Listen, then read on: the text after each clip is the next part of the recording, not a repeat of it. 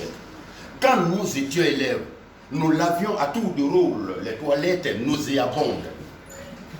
Nous balayions la cour de l'école à tour de rôle. Nous plantions et arrosions les arbres.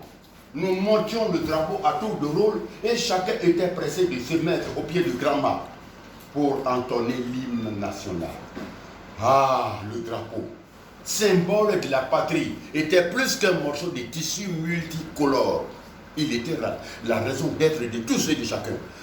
Parce qu'on pouvait perdre sa peau pour ce drapeau. D'être ce drapeau, il y a pourquoi tu n'es pas venu au drapeau?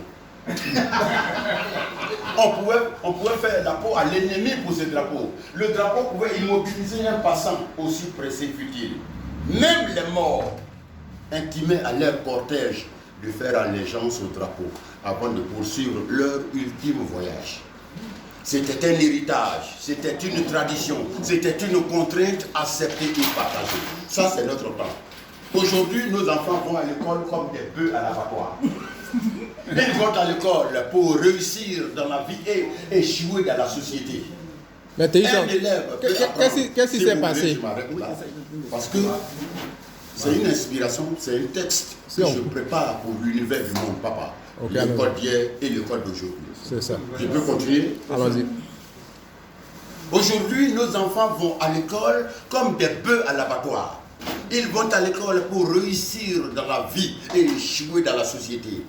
Un élève peut apprendre l'histoire de la Côte d'Ivoire et sortir, descendre le drapeau national et le déchirer en lambeaux comme un torchon. Et il n'y a rien. Un élève peut insulter, menacer son enseignant et le pourchasser comme un rat jusqu'à son dernier retranchement. Et il n'y a rien. Il peut même dire son amertume à la télévision nationale avec des thèmes qui défient l'autorité et le bon sens. Pour un oui ou pour un non, un groupuscule d'élèves peut tenir tête à leurs enseignants et à l'administration et faire fermer toute une école pendant des mois. Et il n'y a rien.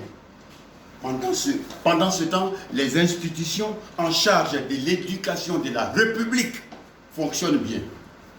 L'orthodoxie tant clamée dans les politiques sonne faux. La rigueur des premiers acteurs ne vaut même pas la raideur d'inflexibles. Dans les discours, on joue à l'autruche.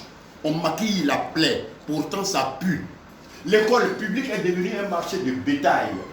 On n'y forme plus des hommes du demain. On cultive les pourritures du futur.